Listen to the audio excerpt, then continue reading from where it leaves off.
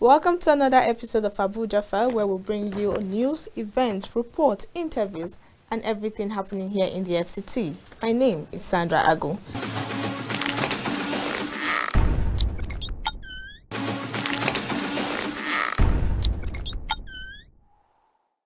Well, in the course of the program, I will bring you news updates now, and we'll be joined by a guest today on the program to discuss financial responsibility in this present-day economy. Well, before that, the Federal Executive Council on Monday approved a 5.9 billion naira for the construction of access road for the Abuja light rail system. The Minister of the Federal Capital Territory, Nyesom Wike, stated this to State House correspondent while disclosing the outcomes of this week's council meeting chaired by President Bola Ahmed Tinubu at Aso Rock Villa here in Abuja. Wike explained that the president has set a timeline for the completion of the Abuja light rail project, emphasizing the importance of preparing the access roads to the railway station. He said today's council approved the award of contracts for the construction of access roads for the Abuja light project. You are aware that Mr. President has given the directive that he wants to ride on the metro line. The minister said while the federal government approved 3 road projects in last week's meeting, Monday's approval concerns Lot 4 for communities around the airport and Abuja Hajj camp. And also the Directorate of Road Traffic Services, DRTS, popularly known as Vehicle Inspection Office, VIO, of the Federal Capital Territory Administration, FCTA, has stopped manual booking and billing of vehicles in Abuja. The director of DRTS, Dr. Abdulatif Bello, who disclosed this during a training on paperless booking and e-billing system for the agency's workers in Abuja on Wednesday, said the exercise was initiated to curb revenue leakages, promote transparency and effectiveness in the transport management system. He explained that the e-ticketing would first commence in the city center because of the heavy traffic being experienced before being extended to the suburbs in a few days. The director explained that the system would allow offenders to appeal or protest unsatisfactory bookings, promote justice, and address discrepancies. And in more stories coming from Abuja, the Abuja-Kaduna Railway has transported nearly 6.6 million passengers in the last 7 years. This was disclosed in a document from the Chinese embassy in Abuja on Wednesday. The railway, which was executed by the Chinese Civil Engineering Construction Corporation, stands as Nigeria's first modern railway, making the continent's inaugural instance of Chinese standards in modern rail infrastructure. According to the document, the railway project has added a vital transport artery from Nigeria's capital, Abuja, to the significant industrial city of Kaduna in the north. The Chinese embassy noted that the railway has significantly integrated Kaduna into the development sphere of the capital region, driving economic growth along the railway corridor, generating substantial direct and indirect employment opportunities, and laying a solid foundation for the sustained adoption of Chinese standards. And finally, on the news here in Abuja, the Federal Capital Territory Administration has warned against the use of the Cyprian-Ekwensi Center for Arts and Culture Complex in Garki, Abuja, as a drinking joint by shop owners. The Mandate Secretary, Social Development Secretariat, FCTA, Mr. Ibrahim Masari, gave the warning during an emergency meeting with business operators and shop owners at the Secretariat in Abuja on Wednesday. Masari thereafter designated 7:30 p.m. as the daily closing hour for business and shop owners operating within the complex due to security reasons. He expressed dismay at the level of lawlessness within the Secretariat when he paid an unscheduled visit to the complex around 7:10 p.m. on October 29th. He explained that the visit was to affirm the veracity of the information at his disposal about the heinous acts occurring at the complex during late hours. The mandate scribe said the 7:30 p.m. closing hour would take effect from today, Thursday, advising members of the public to take note to avoid embarrassment by security personnel. He stressed that the civil service rule forbids the sale of alcohol or any other intoxicating substances within working premises. He also added that an internal mechanism had been activated to sanction business owners who encourage such unlawfulness. And with that, we've come to the end of the news, and shortly we'll be joined by a guest to do some analysis on financial management in today's economy. Stay tuned, and I'll be right back.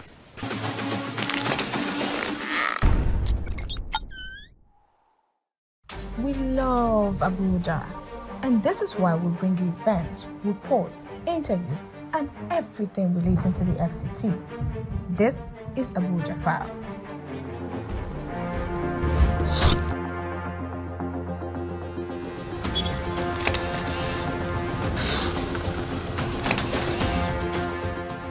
Stand before you today to accept the nomination of our party.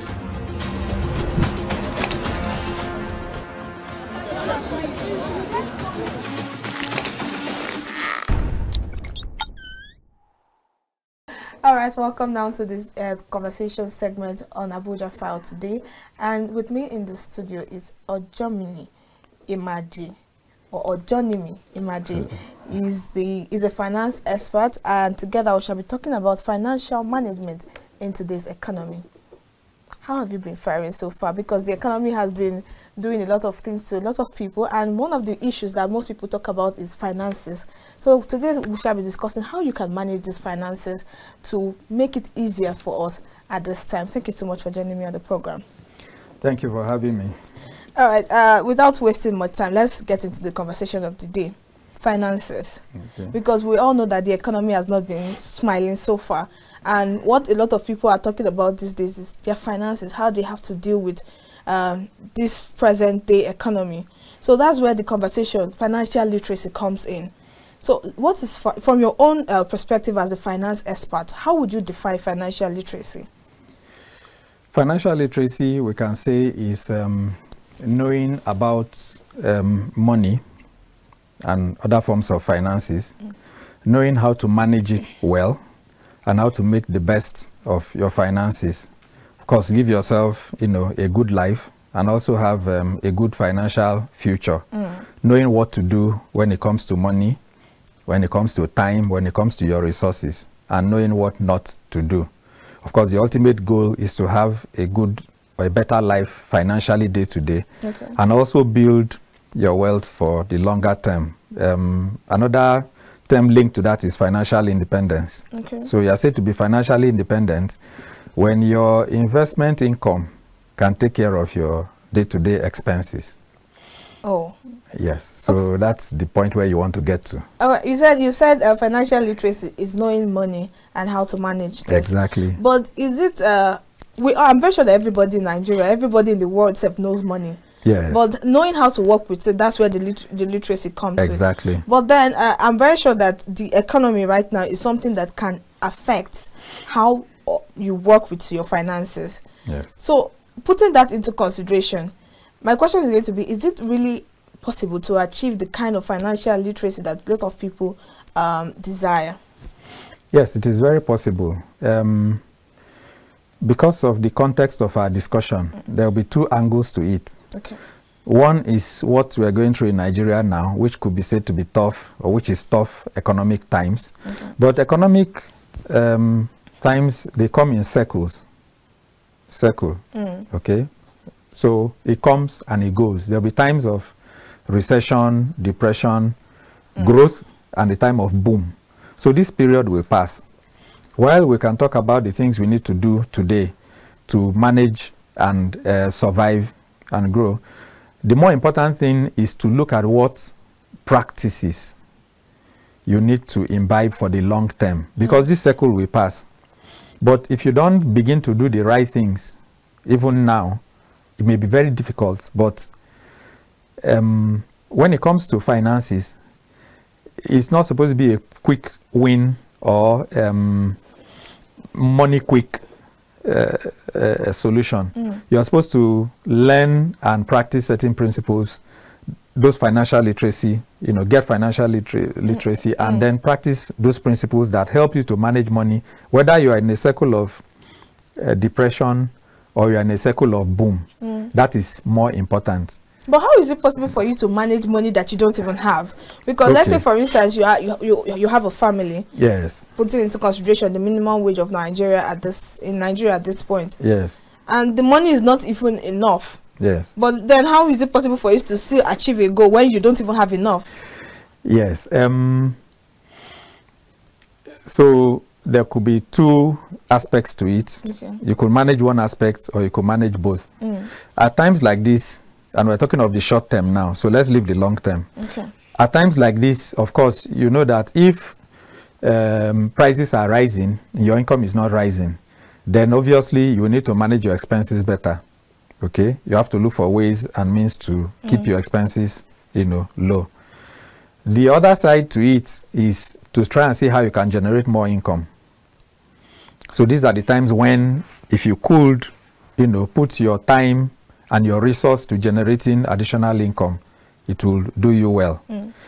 One of the things that majority of people lapse into, which is really not true, is that, oh, the money is not enough, the money is not enough. Yes, now the money value has reduced. That is true. But if you don't tell yourself that you can manage money no matter how small, then when this circle goes and you have a circle of boom, you still be in the same financial, you still grapple with the same financial difficulties. So it's to find a way to manage on the expense side, manage your income, keep your expenses below your income. It might not be easy to do. And the biggest challenge is, if you are not earning an income, how do you earn an income? If you are earning an income, how do you grow your income? Okay, so you could find ways, and one cannot begin to go into the different specifics right here, but essential is rendering goods and services that are necessary. Okay, the essential goods and services. People will always eat. People will want to move around. Yes. People want to be secure. Okay, people want to have clothes to wear. So if you're providing some of the services, that there could be a number of other things as well. Maybe education. Okay, those are necessities. So if you can find a way to offer goods or services in some of those areas, you could improve your income level. Also, it's been proven also that even at levels where people are earning the minimum wage, there are some persons who bring efficiency, effectiveness, and excellence into what they do. So if we take a typical example, let's say we have a security man or a gate man. All he opens the gates, keeps the compound secured and all that. Okay. There are some of them who could go the extra mile, help to wash the vehicles in the compound, do this, do that, okay, and they could get extra income. So I've seen practically persons who are security men do the extra, and they get some extra money, and they deploy those extras to, making their lives better. So key thing is see how you can manage expenses when the value is dropping. Another thing is see how you can get some additional income. Okay, now let's talk about seeing how you can manage expenses. Yes. How can you possibly manage expenses, especially when your income is so low? Because you said there's always a way. So how can one now manage expenses, and how can you now make that way that you just spoke about? You said there's always a way, no matter how little it is. So how do you go about all of this? One of the things to do is to sit down and look at where the bulk of your money is going into, which expenses carry the biggest percentages, and see how you can, if your income cannot go up, then, and the values are going down, then you have to reduce. Okay. My question is, how low can one go? Because, well, except if you want to steal, you have to find ways to, maybe it might involve some level of forfeiting certain things. Because you know why I'm saying all of this is because I feel like this financial literacy that we're talking about is knowing how to manage money, and at the end of the day, that management has to come with having some savings, if I'm not mistaken, right? Exactly. So now let's step on, before we step on to that. Okay. So you need to look at what, okay, if there are certain things you are affording before, or you were buying before, or you're spending money on before, you may need to cut out some. At some point, it might get to, maybe you might not have to eat 3 times a day. It might be the reality. Yeah. Or you might need to change what you're eating to spend less on food and still have maybe a bit of nutrient here and there until this phase blows. Okay, because this phase will blow and it will pass. Now, you do budget, your budget. So budgeting is one of the ways that helps you to see what you can tweak and, you know, survive on the income with the reduced value. Now, if people don't budget regularly, then it will always be difficult, because as money is coming, it's going, and then before you know it, the pocket is empty. But when you sit down, and it's always best to budget before the income arrives. So if you're going to get paid next week, do your budget this week, and then see what you are going to tweak. Okay, I've read in the newspaper before coming here, some persons in some cities are relocating from the part of the city where they lived. Some are changing the children's schools, okay, because they can't afford where. So there may be changes. When you draw your budgets, you list everything that you're spending money on, and then you begin to look at the current prices, and then you begin to see which ones you are going to reduce. Now, second part of it, that is for now, today, okay, Nigeria of today. The second part of it, which is the long term, is now making that a habit and a practice. Okay. So that when this phase blows over and things improve, if you've now imbibed that as a habit and a practice of keeping your expenses below your income, and or trying to generate extra income, then you can begin to save and you can begin to invest. That takes you to the point of financial independence. Okay. When you start this process, whether it's now or later, it's going to be very difficult at the beginning. Okay? You may feel as if you are going to die. You are not going to die. Trust me. But if you can take it through the first year, second year, it becomes a part of you. So when things improve, then you can begin to improve your lifestyle or raise your expenses, not at the same rate, at a lower rate than the rate of improvement. Then you begin to build yourself, take yourself on the journey to financial independence. Okay. But these things, knowing them and how to do them is the financial literacy, or a good part of financial literacy. All right. Sorry. Sorry. Did they bring water for you?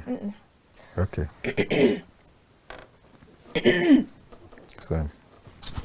Okay, back to our conversation. You Yes. talked about knowing how to manage all these things, and you also made mention of budget. Yes. So my question is going to be, what are the key steps that one has to take in creating and maintaining an effective budget? Because I see some people, when they do the ratio of 100, and they say you have to 25% for this, 25% for that, and all of that. What are the key steps and the effective ways to maintain an effective budget?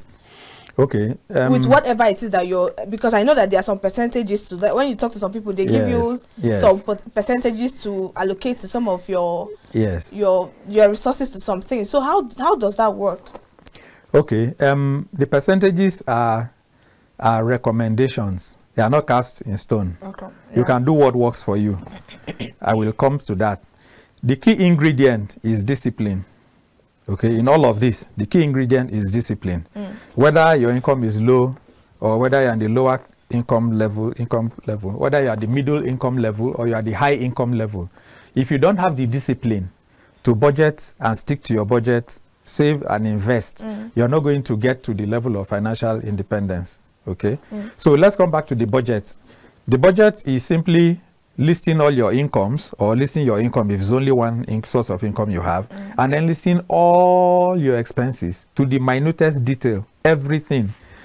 Okay, and then seeing and making sure that you try and keep your expenses lower than your income level. Some people may say, oh, you shouldn't spend more than 80%, you shouldn't spend more than 90% or 70%. It depends on when you're starting. You might not be able to save so much, but you should save something. It is the discipline that matters. Okay. So I've seen low income earners apply discipline. I've seen very high income earners apply discipline. I've also seen people at all levels, who do not apply discipline. any discipline, and how their lives turn out and how their lives go. So discipline is the key ingredient. But for the budget, when you list out all your expenses, you then try and, if they are more than your income, some things have to go. If they are equal to your income, some things should still reduce so that you have some element of savings. Saving money itself does not make you rich. It's investing what you have saved that makes you rich, which is another discussion. So the budget is simply listing before the money gets to you. List the things you are going to spend money on. Then sit down and look at what is necessary and what is not. What can be deferred or what can be reduced. Okay? What alternatives you have to reduce what you're spending. So generally, people can say you shouldn't spend more than 90% or 80% of your income. Okay? Those are recommendations. At some point, you may start with, okay, let me not spend more than 90%. When it becomes a part and parcel of you over time, a year, 2 years, you can then begin to, you know, reduce the percentage that of your expenses to maybe bring it down to 80%, take it down to 70%. If you offer your services and your products well, even if you're a salaried employee or you're a business person, if you offer your products and services well, over time, you likely have financial increase on the income side. Okay, when you have financial increase on the income side, your expenses should not increase at the same rate. So if your salary increase is 50%, your expense increase should not be 50%. If your salary increase is 50%, your expense increase should maybe 40% is high, 30%.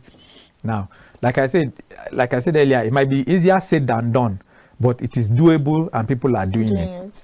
So when you budget with discipline regularly, every time you're getting money, whether it's ad hoc money or regular income, or you're in business, you're doing business, you make profit, you calculate your profit every week. Every week, when you take out your profit, you're supposed to budget how you're going to expend the money. If you do that with discipline, then you begin to manage your expenses lower and keep your expenses low. Whether it is 90% or 80% or 70%, whatever works for you. With time, you can review it and make it better. But it is that practice and that discipline that will enable you to survive these times we are in. If you're not budgeting, these times will be very, very difficult. If you're budgeting, then you can begin to sit down and say, oh, this item, do I really need it? This item's okay, let me save for it over 3 months. What is the alternative to this one? What is the alternative to this one? Do I need to change this, change that? And then, you know, go through this time until this phase blows over. Okay. Hope that's with what you said, we're still talking about that. With what you've said, let's now quickly touch on debt management and emergency funds. Okay. With what you've said so far, we know that let's say, okay, let's take for instance, somebody has been saving 10%, and then there comes need for emergency fund, which the 10% accumulated so far cannot cover up for that need at that time, and that's where debt comes in. And then you also know the state of debt in Nigeria, because if not, the Nigerians are borrowing so much, loan apps will not be such a lucrative business with the rate at which it is growing. So take that side by side. I'm very sure that we can all agree that borrowing is something that we can't say it's totally bad, but I'm not for it actually. But how can one now manage debt efficiently? And because in cases of these emergency funds that we're talking about now, how is it possible for you to manage your debt efficiently? Because if it's not managed, it will still rub on you for years to come. Definitely. Well, the thing with debt is it is better not to borrow. Okay? That's the best state. Don't borrow. However, if you must borrow, you might have heard it said that it's better you borrow to invest than to borrow to consume. You mentioned emergency. So there's an emergency and you needed to borrow some money. Okay, so you look at your income and see what you can conveniently pay over a period that you can agree with your lender. Okay, and borrow for that necessity, not more. Okay. In Nigeria, I think we have quite a bit of borrowing to fund lifestyle. Which is not advisable. Okay, it's not advisable to borrow to fund lifestyle.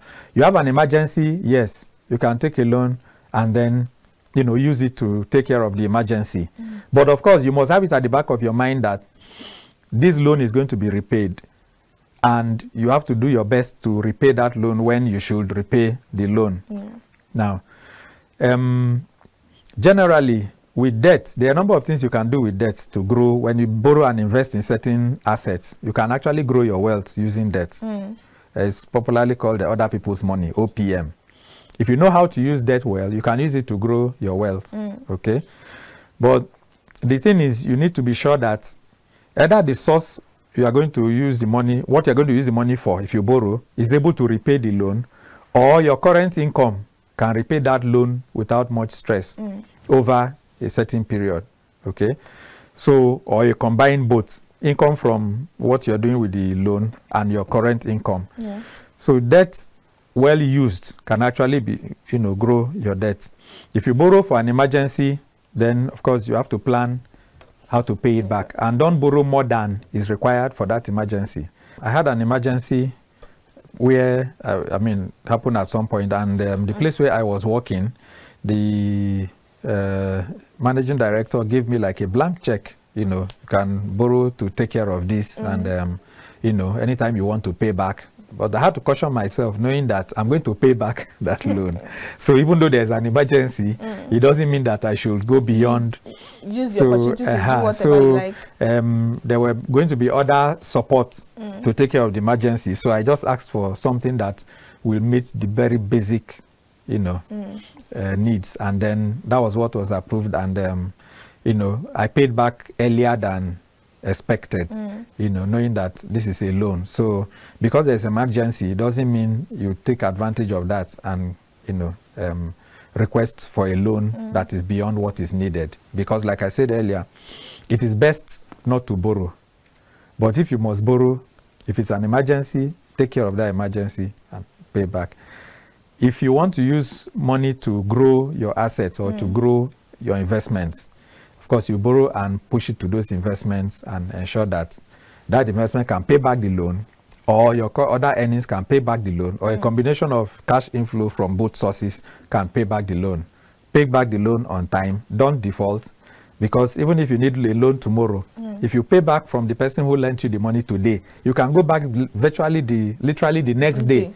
And it will give you again because you have repaid. But if you dodge, or if you use the money for something else, it's never and going you to default, come when again, you go back there, they'll likely shut the door. All right, let's quickly speak a little on investment. Yes.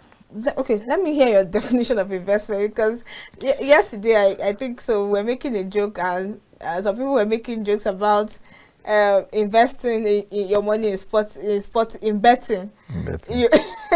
I know it's just a joke. I bet your money in betting and all of that. Some people might count that as an investment, and I hope nobody does actually. But let's talk about investment. Okay. And how much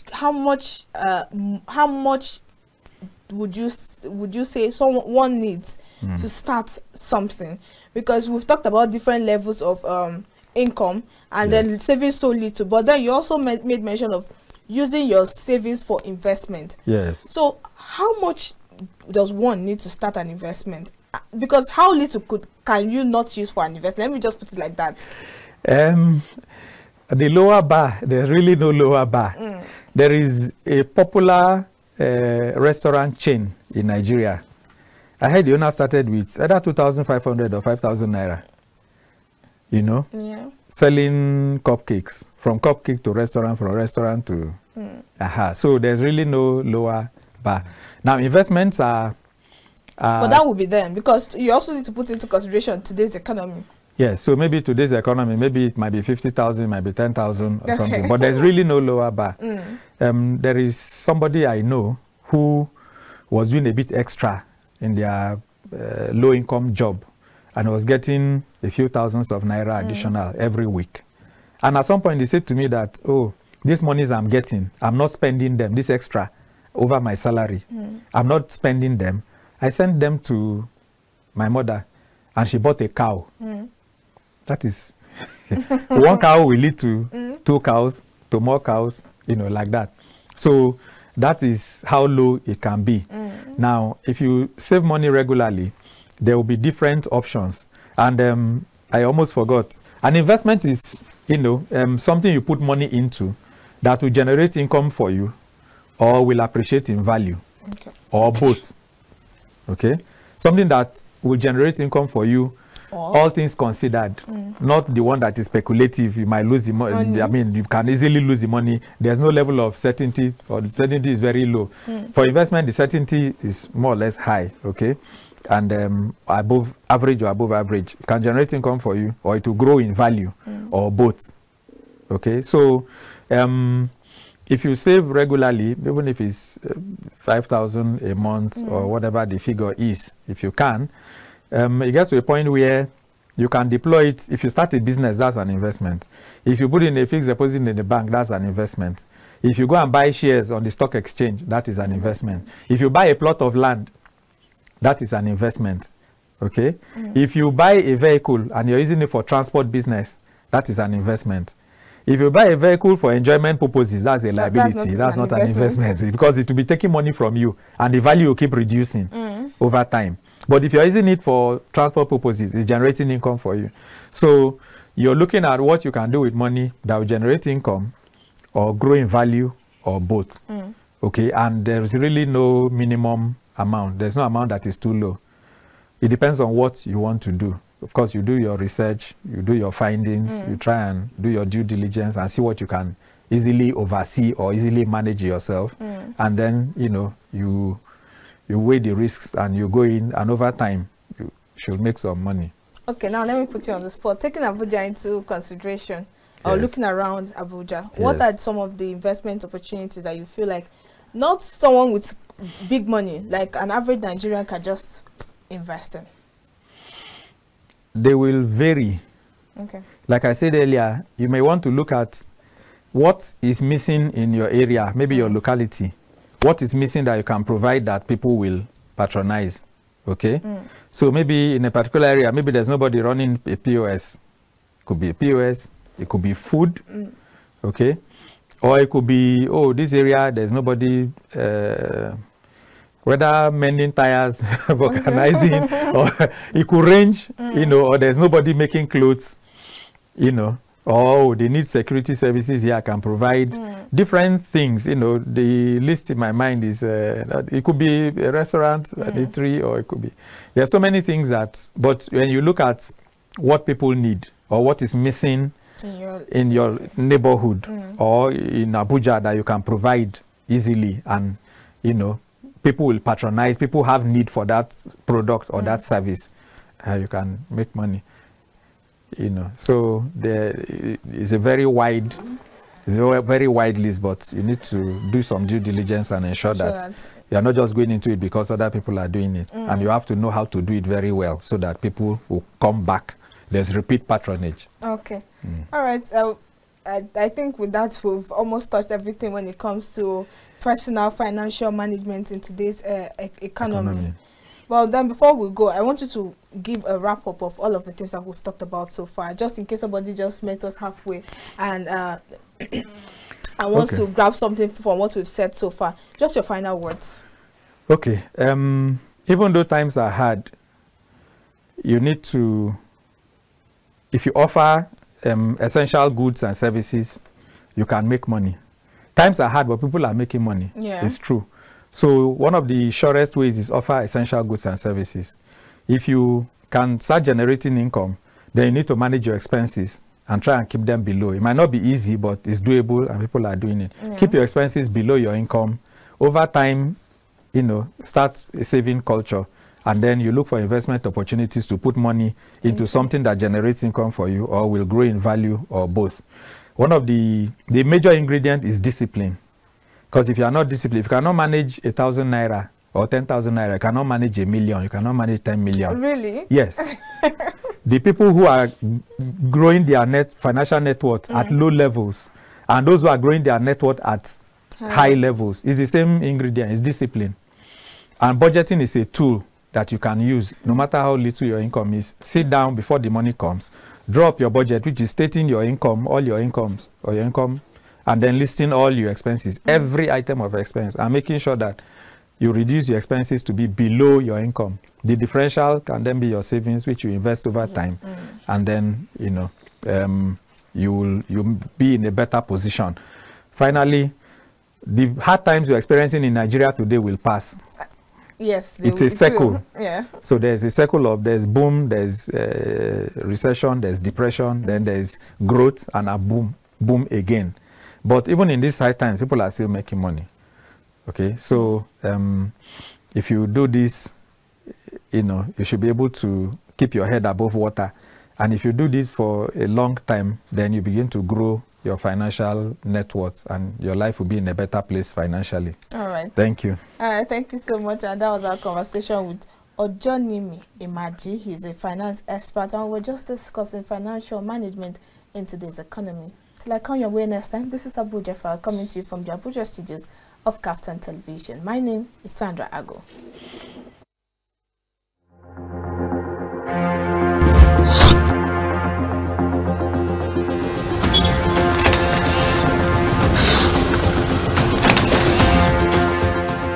Standing before you today to accept the nomination of our party